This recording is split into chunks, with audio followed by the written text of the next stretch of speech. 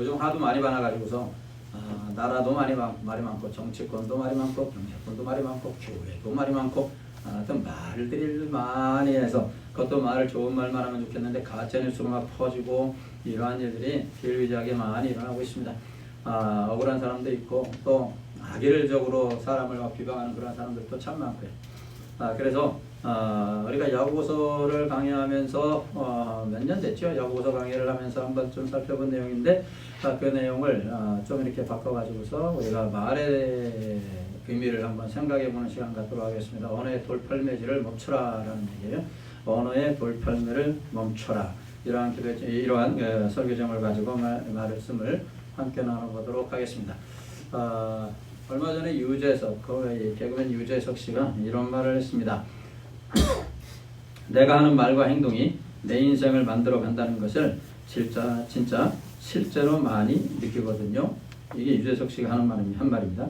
평소에 욕을 많이 하면 진짜 욕할 일들만 생긴다니까요. 다른 사람을 많이 칭찬하고 다니는 것이 결국에는 나를 칭찬하는 길이더라고요. 진짜 그래서 말은 굉장히 중요합니다. 우리 일상에서 쓰는 언어가 정말 중요해요.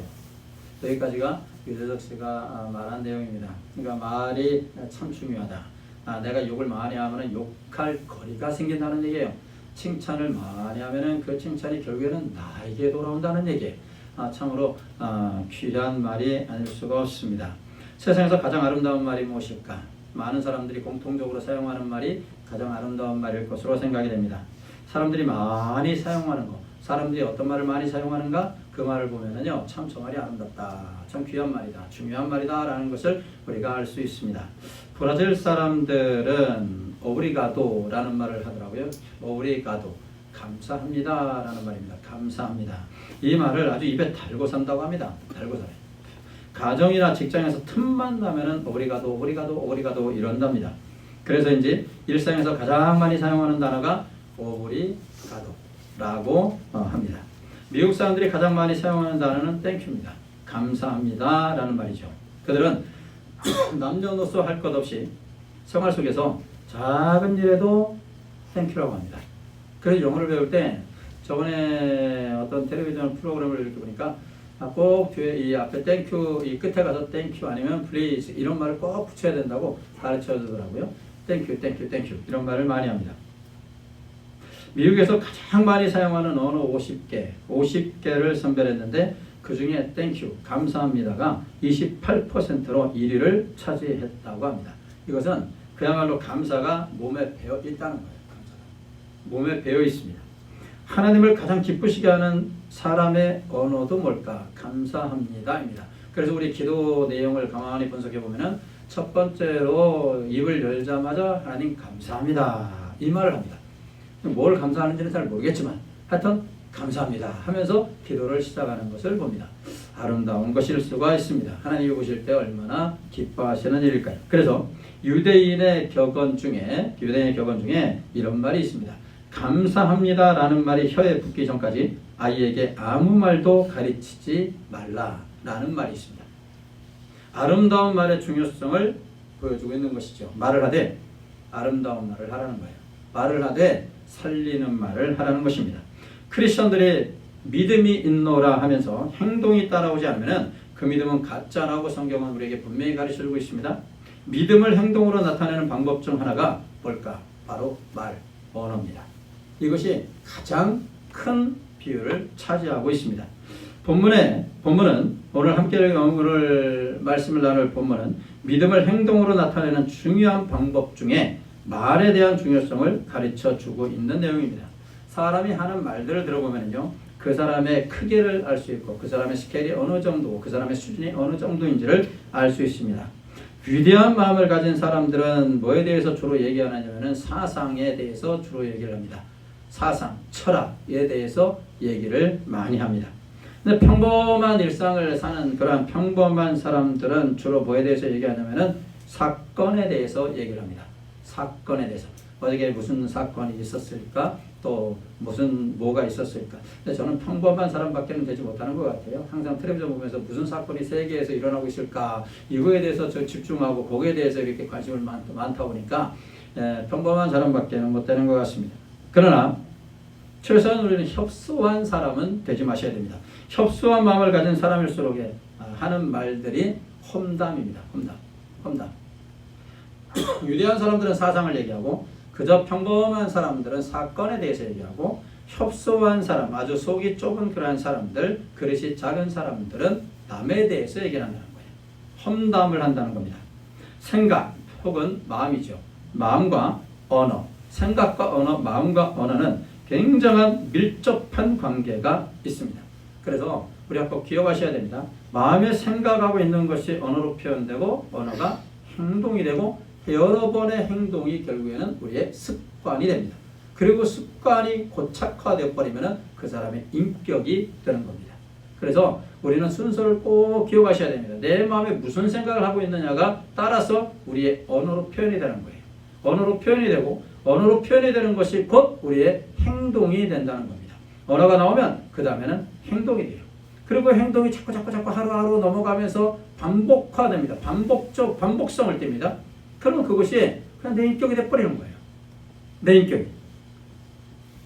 예수님께서도 언어 생활의 중요성에 대해서 말씀을 하셨죠. 마태복음 12장 34절에 36절을 우리 같이 한번 읽어보도록 하겠습니다. 앞에 있습니다. 시작. 독사의 자식들아, 너희는 악하니 어떻게 선한 말을 할 수 있느냐? 이런 마음에 가득한 것을 입으로 말함이라. 선한 사람은 그 쌓은 선에서 선한 것을 내고 악한 사람은 그 쌓은 악에서 악한 것을 내느니라.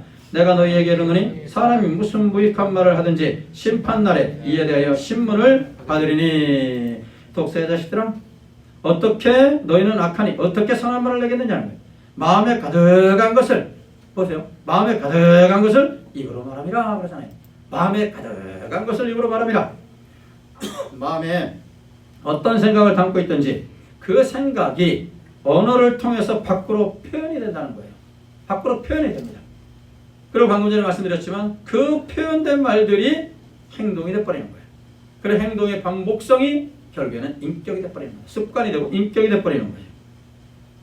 그리고 우리 주님께서 아주 심각한 말씀을 하시지 않았습니까? 우리가 뱉은 말들로 인하여서 심판날에 우리 하나님께서 심판하시겠다는 거예요. 우리가 뱉은 말로 인하여서 심판을 하시겠다는 거예요. 우리나라 속담인 말 한마디로 청량빛을 갚는다는 말도 있지 않습니까? 한마디의 말이 그렇게 중요하다는 것을 강조하고 있는 겁니다. 그래서 야고보 사도는 믿음을 고백하는 그리스도인들은 특별히 혀를 다스려야 한다고 권면을 하고 있습니다. 잘못된 혀의 사용은 온몸을 더럽힐 정도로 큰 힘이 있기 때문에 그렇습니다. 특히 말을 앞세우는 사람은 실천보다 말이 많고 생각이 분산되며 행동에 별로 일관성이 없습니다. 온전한 사람은요, 정말로 온전한 사람 그리고 지혜로운 사람은 자신의 언어를 잘 다스리는 일부터 시작을 해야 한다는 것입니다. 그래서 야고보 사도는 제일 먼저 말하는 게 선생이 많이 되지 말라라고 우리에게 부탁하고 있어요.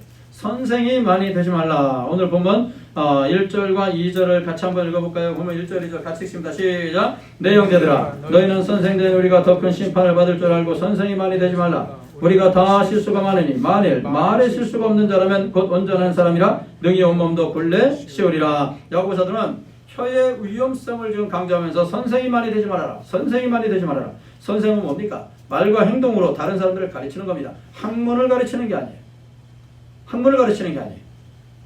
지금 말과 행동으로 제자들을 가르치는 게 먼저예요. 그 다음에 지식교육이에요. 말과 행동에 따라서 제자들을 가르칠 수가 있다는 거예요.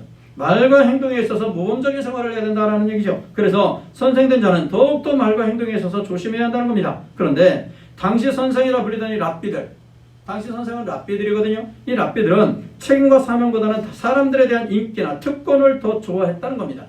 그래서 야고보 사도는 그러한 선생들의 잘못을 보면서 선생된 우리가 더 큰 심판받을 줄 알고 선생이 많이 되지 말아라 이거예요.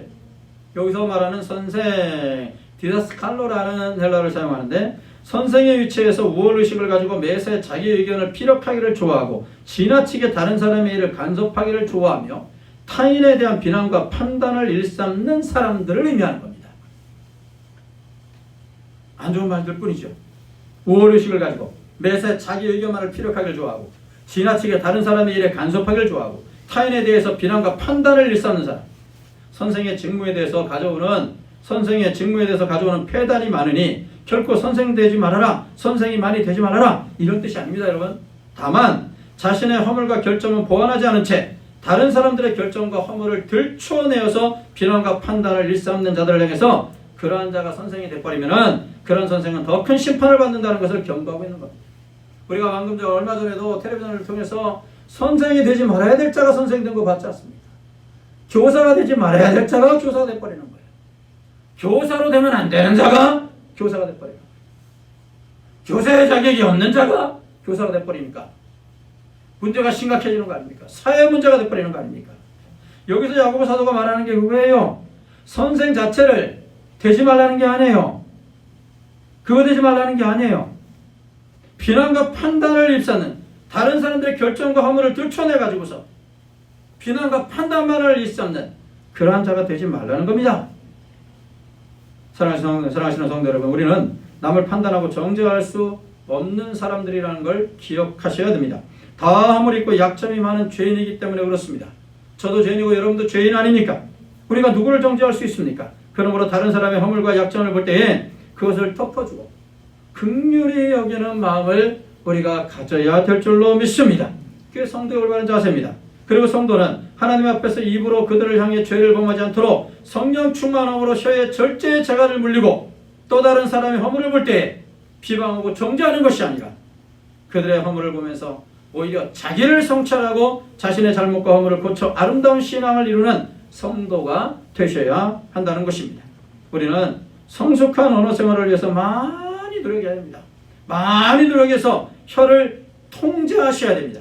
왜냐하면 혀는 몸에서 작은 일부분을 차지하지만 그 위력은요 어마어마하기 때문에 그렇습니다. 엄청나기 때문에 그렇습니다. 혀의 위력에 대해서 야고보 사도가 어떻게 말하는지 한번 들어보십시오. 혀의 위력에 대해서 말하는 것 3절로 5절입니다. 3절 5절 우리 같이 한번 읽어볼까요? 3절 5절 같이 읽습니다. 시작. 우리가 말들의 입에 재갈 물리는 것은 우리에게 순종하려고 그리고 그 온몸을 제어하는 것이라.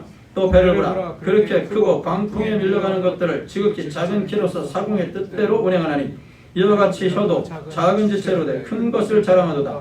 보라, 얼마나 작은 불이 얼마나 많은 나무를 태우는가. 야고보 사도 즉 배에 대해서 비유를 하고 있지 않습니까? 배로 선장이 배의 작은 키를 잘 조정해서 배를 움직이듯이 우리는 지체 중에서 작은 지체인 혀를 잘 제어하는 법을 배워 언행을 바르게 해야 한다라는 얘기예요. 우리의 혀에 따라서 우리의 방향이 결정되지 않습니까? 여러분 아무리 큰 덤프트럭도요 핸들로 인하여서 좌우로 움직이고 후진하게 되고 앞으로 전진하는 거 아니겠습니까? 핸들은 아주 작습니다. 덤프트럭으로 엄청나게 큰 차라고 해서 핸들이 뭐 어마무시하게 큰 거 아닙니다. 작습니다. 근데 작은 핸들로 인하여서 그 핸들로 인하여서 차가 좌로 가고 우로 가고 후진으로 가고 전진으로 가고 이러는 거 아니겠습니까? 만약 우리의 혀가 통제가 되지 않는다면 어마어마한 일이 벌어지는 거예요. 성냥불 한 개가 온 집을 불태우는 것처럼 우리 자신을 더럽히고 이웃에게까지 피해를 주게 되는 것입니다. 우리의 작은 혀가 이 엄청난 힘을 가지고 있다라는 얘기예요. 혀는 이처럼 큰 위력이 있습니다. 그러므로 혀는 반드시 통제될 필요가 있습니다. 그냥 지 멋대로 놔두면 안 됩니다. 반드시 통제가 돼야 됩니다. 그러므로 우리는 다윗의 기도를 기억할 필요가 있겠죠. 시편 141편 3절에 보시면 이런 내용의 말씀이 있습니다. 우리 같이 한번 읽어볼까요? 시작. 여호와여 내 입에 파수꾼을 세우시고 내 입술의 문을 지키소서. 통제시켜달라는 거예요. 내 혀를 주여 통제시키시옵소서. 말을 함부로 하지 못하게 하시옵소서. 다스려달라는 거예요. 함부로 입을 벌려가지고서 말하지 말라 이 말이에요. 성령께서 우리의 마음과 생각을 조정하시고 내 입을 다스려 주시기를 여러분 날마다 기도해야 됩니다. 날마다 기도해야 됩니다. 이게 통제가 되지 않으면 말을 정말 막 합니다. 어떤 교인들은 이 혀가 통제가 안 돼버리니까 그냥 하고 싶은 말 다 해버리는 거야. 그러면서 제가 늘 말하지만 이 뒤끝이 없다고만 얘기를 해요. 뒤끝은 뭐 뒤끝이 없어. 뒤끝 장렬이면서. 뒤끝이 없대요. 난 말을 막 하고 화끈하게 얘기하고 난 뒤끝이 없다 그래요. 사람이 뒤끝 없는 사람이 어디 있습니까? 세상에 그런 사람 없어요. 기억의 창고 속에 다 들어가 있지. 그래서 말을 막 켜버리는 거예요. 막 뱉어버립니다. 어떤 사람은 뭐 목사 설교에 대해서도 막 말을 막 켜버리고, 어떤 사람은 막 목사에 대해서도 막 함부로 얘기를 해버리고, 통제해야 돼, 통제. 다스려야 돼, 다스려. 혀에 재갈을 물려버려야 돼. 오늘 6절에 보시죠, 6절. 오늘 6절 보시면은요, 우리 같이 한번 읽습니다. 6절 시작. 혀는 그 불이요, 불의의 색이라. 혀는 우리 지체 중에서 온몸을 더럽히고 삶의 수레바퀴를 불사르나니 그 사르는 것이 지옥불에서 나느니라. 독사의 혀 밑에는요, 독이 있어가지고 자기가 원하든 원하지 않든지 간에 독을 쏘아가지고서 죽이게 되어 있습니다. 광해에 서식하는 독사 중에서 독을 쏘아서 눈을 멀게 하는 것들도 있다고 합니다. 하나님의 말씀이 없는 사람들의 입, 독사의 독이 있어서 말로써 사람을 죽이고 저주하고 상처를 입혀서 결국에는 다른 사람들의 마음을 상하게 합니다. 그러므로 우리는 사람을 살리는 말을 하셔야 한다는 거예요. 사람을 살리는 말을 하셔야 됩니다. 살리는 말을. 말로서 다른 사람들의 마음을 시원하게 하고 아픔을 줄여줄 수 있는 그런 말을 하셔야 한다는 것입니다. 성도의 말 한마디가 여러분 환경을 바꿉니다. 지옥 같은 환경을 천국으로 만들기도 하고요. 천국 같은 환경을 지옥으로 만들기도 해요. 성도의 말 한마디가. 성도의 말 한마디가 사람을 살리기도 하고 죽이기도 한다는 겁니다. 성도의 말 한마디가 교회를 살리기도 하고 아프게도 한다는 겁니다. 남편의 말 한마디가 가정 전체에 평화를 줍니다. 웃음을 줍니다. 아내의 말 한마디가 남편을 살리기도 하고 죽이기도 하는 것입니다. 사랑하는 성도 여러분, 별로 중요하지 않은 문제를 가지고 싸우지 말고, 별로 중요하지 않은 문제를 가지고 막 서로 으르렁으르렁 하지 말고, 진리 싸움 외에는 두리뭉실해지실 필요가 있어요. 제가 늘 말씀드리지 않습니까? 진리 싸움 외에는 두리뭉실해져야 됩니다. 우리 하나님의 백성들이 진리 싸움에는 정말로 물불을 가리지 않아야 되겠지만 하나님의 말씀이 훼손되고 나 외에는 다른 신을 섬기지 말라, 주의 말씀이 훼손되고 우상이 판을 치고 진리가 훼손될 때는 목숨 걸고 싸워야 되겠죠. 그러나 그 외에는 좀 두리뭉실하실 필요가 있어요. 그렇기 때문에 별로 중요하지 않은 문제 가지고 으르렁거리면서 싸우지 말고 양보하고 배려하고 오히려 격려해주는 말을 하는 우리 성도님들이 되셔야 될 줄로 믿습니다. 우리의 입은 성령의 통제를 받아요. 성령의 통제를. 오늘 7절 봅니다. 7절 같이 읽습니다. 시작. 여러 중의 짐승과 새와 벌레와 바다의 생물은 다 사람이 길들일 수 있고 길들여 받거니와. 지금 이 여러 가지 그 생물들 움직이는 그 동물들 우리가 사람이 길들인다는 거 표현하지 않습니까? 과거에 지금도 뭐 외국에 가시면 이 서커스단이 있지 않습니까? 우리 과거엔 동춘 서커스라고 굉장히 유명하지 않았습니까? 사나운 코끼리나 호랑이들이 사람의 지시에 따라서 움직이지 않습니까? 조련사들이 호랑이를 길들여가지고 불이 붙은 그 리응을 막 쫙 점붙어가지고 통과하게 하지 않습니까? 원숭이들을 길들여가지고서 뭐 자전거를 타게 한다든가 뭐 그네를 타게 한다든가 이런 거 말입니다. 인도 같은 나라는 코브라를 길들여서 막 춤을 추게 해서 돈을 받는 사람들이 많습니다. 야고보 사도가 지금 말하고자 하는 것이 바로 그겁니다. 사람들은 지혜가 있어가지고서 야생 동물들을 길들일 수 있다는 거예요. 그러나 사람이 그 뛰어난 지혜를 가지고서도 할 수 없는 것이 있다는 거예요. 그 놀라운 지혜를 가지고도 할 수 없는 것이 있는데 그것이 바로 혀를 길들이는 거예요. 8절이에요. 8절을 같이 읽습니다. 시작. 혀는 능히 길들일 사람이 없나니 쉬지 아니하는 악이요 죽이는 독이 가득한 것이라. 혀는 능히 길들일 수 없다는 거예요. 없다는 거예요. 능히 길들일 수 없다는 거예요. 독사가 혀 밑에서 쉴 수 없이 독을 뿜어내듯이 사람들이 혀를 가지고 끊임없이 독을 뿜어낸다는 겁니다. 독사는 독리 아래에 독샘이 있어가지고 끊임없이 이 독을 분비한다고 합니다. 그리고 뱀의 독리에서 나오는 그 독, 사람의 신경을 마비시키기도 하고 눈을 멀게도 하고 결국에는 사망에 이르게 한다는 겁니다. 그래서 우리의 혀는 통제돼야 돼요. 통제되지 않으면 죽이는 독이 돼버려요. 그럼 우리가 왜 혀를 통제해야 하는가?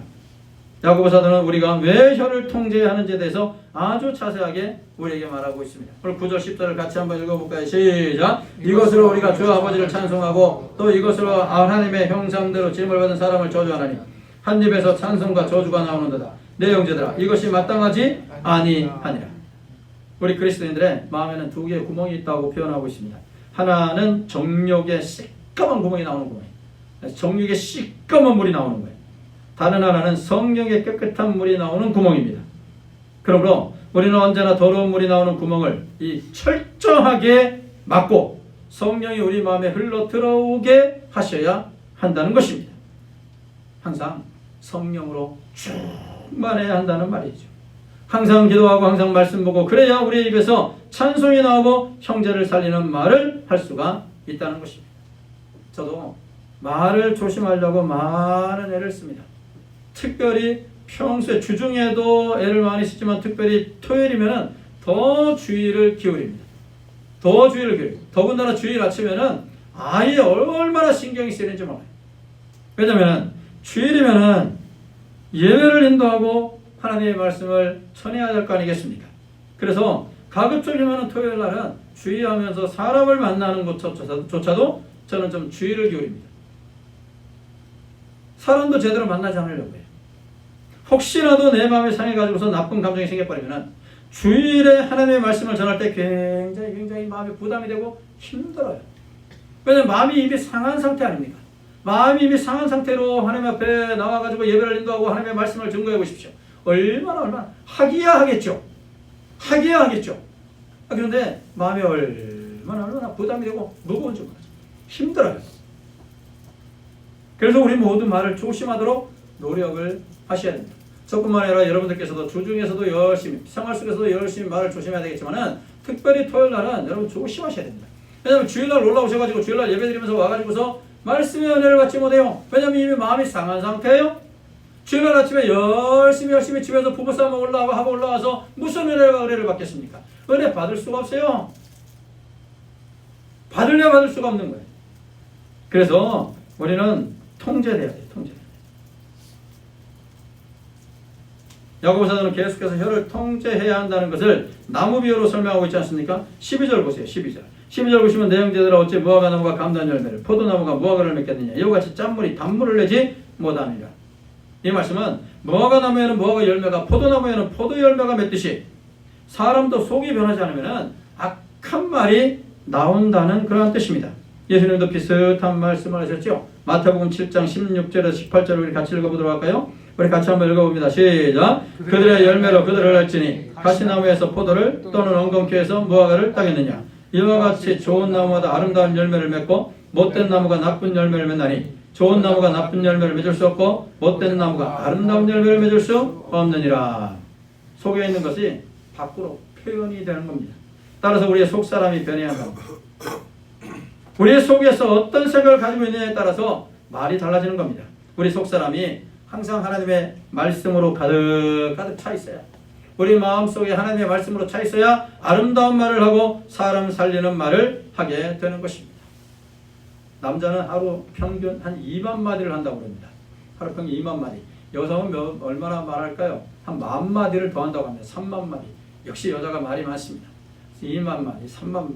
엄청나게 말을 막 쏟아내지 않습니까? 이렇게 많은 말을 하다 보면요, 말에 실수가 생기고 말로 죄를 짓기도 하는 것은 어쩌면 당연한 일일 것으로 생각이 됩니다. 그럼에도 불구하고 성도는 아주 매사에 정확한 말, 진실한 말, 살리고 세우는 말만 하기를 힘쓰고 기도하셔야 한다는 겁니다. 특별히 성도는 교회 안에서 남의 말을 옮기는 것에 대해서 특히 조심하셔야 돼요.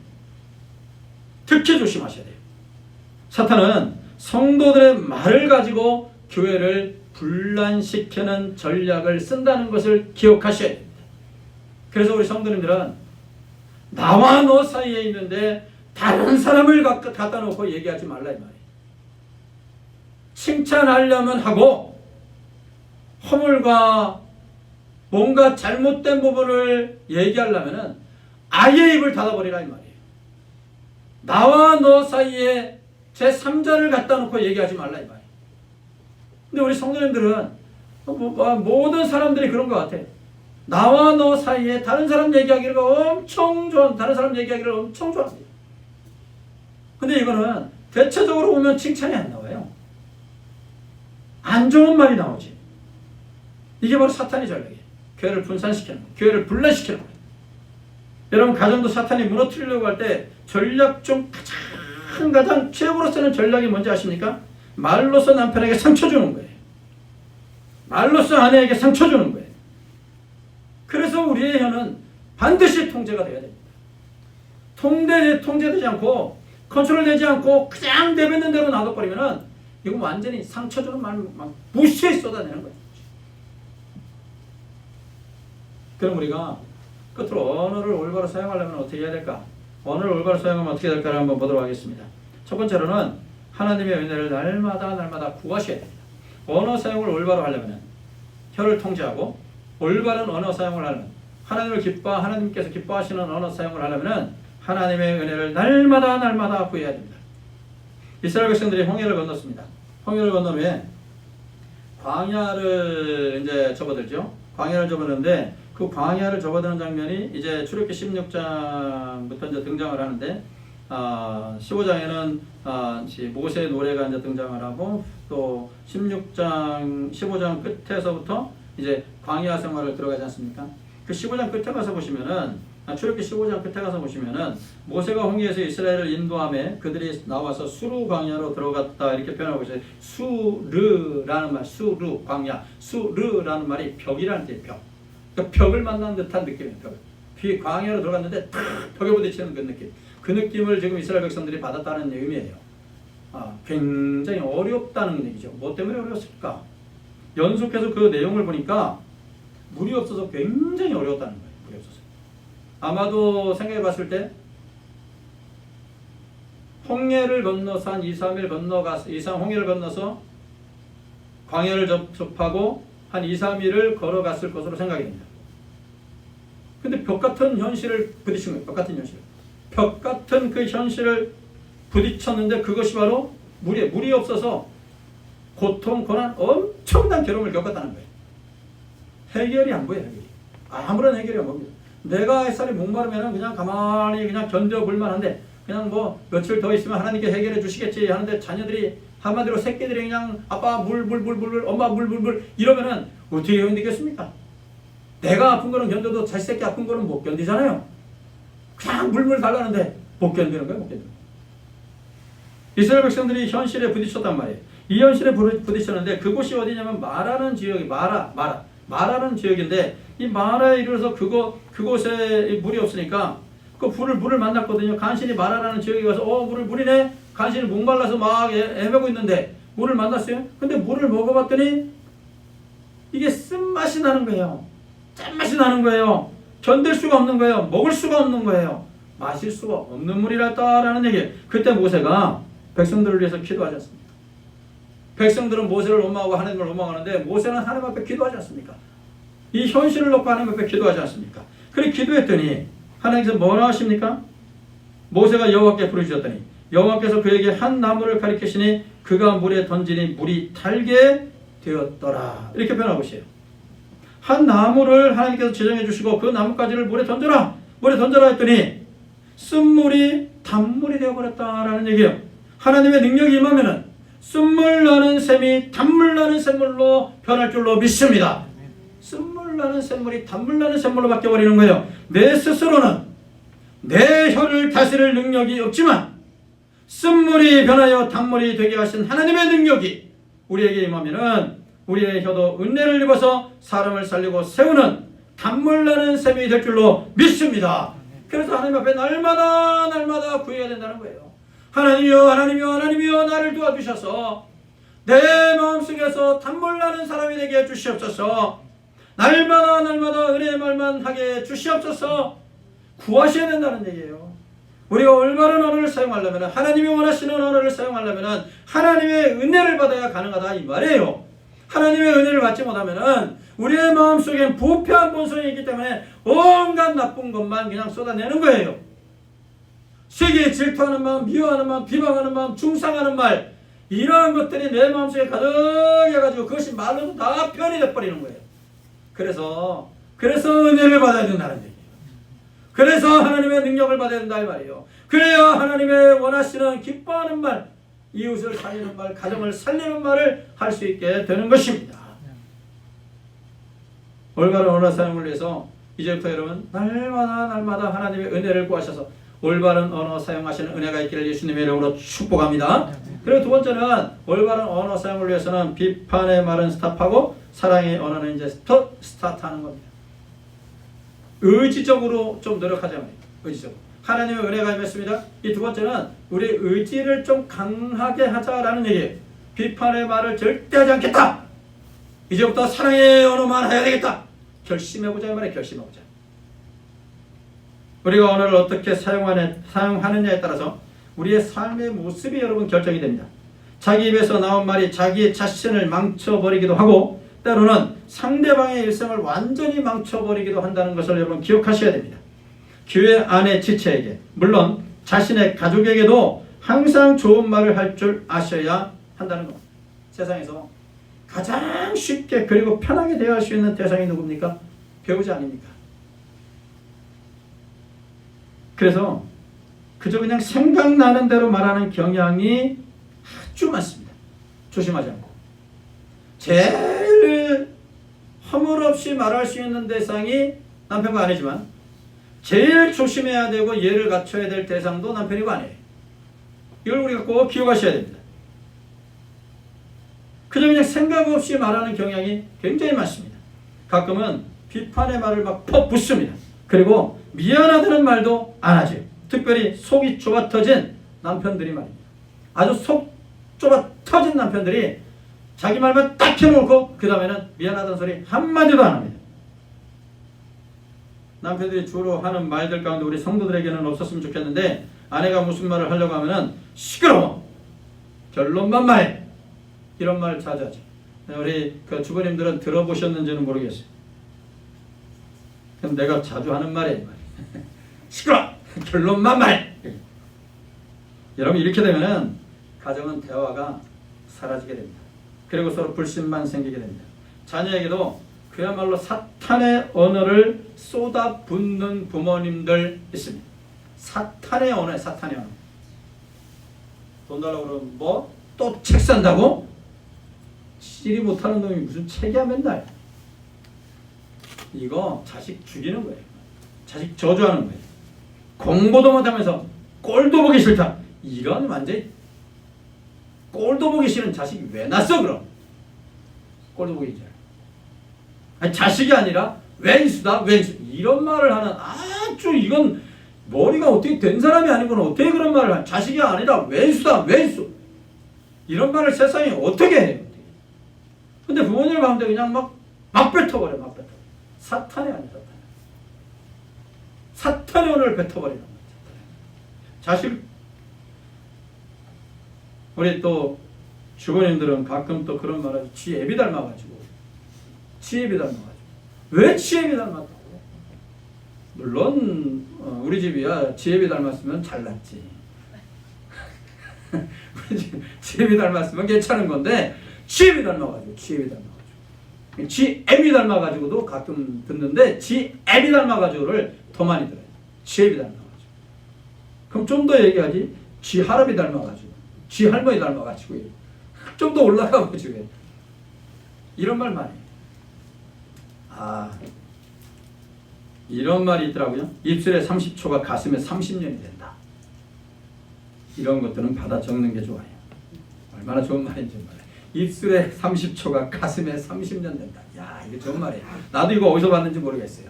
근데 어쩌다 생각이 나서 한번 적어봤어요. 입술에 30초가 가슴에 30년 된다. 여러분 오은주라는 가수가 있습니다. 오은주라는 가수가 있는데 제가 오늘 또 트로트 한 곡을 또 뽑아볼게요. 오은주라는 가수가 있는데 이 가수가 부른 노래가 돌팔매입니다. 돌팔매. 아는 분들은 아실 거예요. 근데 이게 좀 오래된 가수라서 돌팔매라는 사전적 용어가 뭔가를 마치려고 이 목적어가 있더라고요. 보니까 뭔가를 마치려고 던지는 돌매예요. 그냥 마구잡이로 아무데나 이렇게 허공에 던지는 돌멩이가 아니고 무엇인가를 마치려고 던지는 돌멩이가 돌팔매예요. 목적을 정해놓고 관역을 정해놓고 타겟을 정해놓고 던지는 거예요. 이게 아주 의미가 있더라고요. 누구 노래를 이렇게 보니까 누구야 누가 또 생각 없이 돌을 던지느냐 이렇게 나가더라고요. 노래 잘하죠. 이 누구야 또 생각 없이 돌을 던지느냐 무심코 당신은 던졌다지만 내 가슴은 멍이 들었네. 좀 따라서 부를 줄 아셔야 목사 혼자 좀 경건해 보이지가 않잖아요. 같이 불러요. 아 우리 포도나무계는 다 경건하지가 않구나. 이렇게 무심코 던졌다지만 내 가슴은 멍이 들었네. 당신이 내 인생에 무엇이길래 당신이 내 앞길래 무엇이길래 단 한 번 돌팔매로 단 한 번 돌팔매로 병들게 하나. 가사가 굉장히 의미가 있어요. 저는 요즘 가사들은 의미가 없다고 난 생각하는데 요즘 뭐 젊은이들이 부르는 가사는 뭔 내용인지 아무것도 모르겠어요. 저게 무슨 의미인지도 모르겠어요. 그런데도 뭐 세계 뭐 이 차트에 막 올라가고 그러는 거 보면 신기하기도 해요. 근데 이 노래를 보십시오. 이 노래에 대해서 음악평론가들이 이런 의미를 부여한 것을 읽어보았습니다. 누군가 무심코 던진 돌, 즉 말이나 행동이 다른 사람에게 큰 상처를 줄 수 있음을 비유적으로 표현한 노래라고 평가를 합니다. 나의 말이나 무심코 행동한 나의 말이나 행동이 다른 사람에게 큰 상처가 될 수가 있다는 거예요. 순식간에 내뱉은 말이 그 말을 듣는 사람의 가슴에 깊이 박혀서 한으로 남기도 하고 화병이 나서 몸에 이상이 생길 수도 있습니다. 말은 생명력과 운동력이 있어서 웃느라 한 말이 초상이 나기도 한다는 말입니다. 그렇기 때문에 조심하셔야 된다는 얘기예요. 통제돼야 됩니다. 이제부터 우리 언어에서 이런 말이 익숙해지도록 연습하셔야 됩니다. 하나님의 은혜를 닮아다고 하고 우리 삶에서 익숙해지도록 살리는 말들이 익숙해지도록 우리가 의지적으로 연습을 하셔야 한다는 겁니다. 수고했어요. 얼마나 좋은 말입니까? 수고했어요. 이런 말 한마디가 피곤함을 씻어냅니다. 아내에게 오늘도 수고했어요. 남편에게 오늘도 수고하셨어요. 공부하고 온 자녀에게 오늘도 수고했다. 얼마나 힘이 되는 말입니까? 고마워요. 이 한마디가 샘을 얻게 해줍니다. 오늘도 가족을 위해서 애쓰시는 당신 너무너무 고맙습니다. 고마워요. 얼마나 힘이 되는 말입니까? 괜찮아요. 괜찮아. 부담을 덜어주는 얘기 아닙니까? 잘못에 대해서 비난하지 말고 실패와 실수해도 괜찮아. 괜찮아. 다시 한번 트라이해보자. 다시 한번 시도해보자. 다시 한번 도전해보자. 사랑해요? 무한한 행복을 느끼는 거 아닙니까? 무한한 행복을 느낍니다. 가끔 가다가 뒤에 가서 머리를 제가 이렇게 쓰다듬습니다. 그래서 제 아내에게 머리를 이렇게 쓰다듬어요. 머리 이렇게 쓰다듬으면서 수고했어. 고마워. 가끔 그럽니다. 그러면 어마무시하게 좋아합니다. 어마무시하게. 평소에 제가 그런 말을 안 하다 보니까 요즘 와서 저도 나이가 있는지 그런 말 하니까 무지하게 좋아해요. 그래서 내가 후회합니다. 야, 좀 더 젊었을 때 이런 말 몇 번이나 더 해볼 걸. 그러면 얼마나 더 잘해줬을까? 이런 생각을 하는데 사랑해요나 이런 말은 한 1년에 한두 번 정도는 해요. 자주는 못해요 아직까지 이런 말. 근데 무한한 행복을 느끼는 거예요. 무한한 행복을. 잘했어요. 이런 말도 좋습니다. 잘했어요. 잘했어요 말 들으면 어떻습니까? 어깨가 으쓱해지지 않습니까? 좀 부족해도 그 지적질하지 말고 좀 부족해도 그 지적질해서 뭐합니까? 그런다고 하면 잘해집니까? 아니잖아요. 좀 부족해도 잘했어. 칭찬한다. 훌륭해. 넌 다음에 더 잘할 수 있어. 뭔가 이렇게 좀 해보자 이 말이에요. 행복해요. 당신 때문에 행복해요. 여러분 자부심이 생기는 말 아닙니까? 난 너의 아빠라 행복해. 너의 엄마라 행복해. 나는 아빠 자식이라 너무너무 행복해요. 너와 있으면 세상 부러울 것이 없어. 행복해. 여러분 이런 말 얼마나 어깨를 으쓱하게 해주고 자부심을 갖게 하는지 모릅니다. 이런 말들에 좀 익숙해지자 말이에요. 익숙해지자. 남을 지적하고 허물을 들추어내고 욕하고 이런 것에 익숙해진 우리의 입술을 성령께서 완전히 재단 숯불로 찢어 주셔서 이런 말들, 은혜로운 말들, 살리는 말들, 격려의 말들, 이런 말들로 익숙해지는 우리의 입술이, 우리의 혀가 되셔야 될 줄로 믿습니다. 사랑하시는 성도 여러분, 내가 한 말에 대해서 창조주 하나님 앞에서 낱낱이 고해할 때가 온다는 사실을 잊지 마십시오. 그리고 부정적인 생각과 말은 이제 우리에게서 완전히 없애버리시고 긍정적이고 창조적이고 살리는 말들을 해야 할 줄로 믿습니다. 남을 비판하지 말고 오히려 내 주위의 사람들을 살리는 말들을 하는 우리 성도님들이 되시기를 예수님의 이름으로 축복합니다.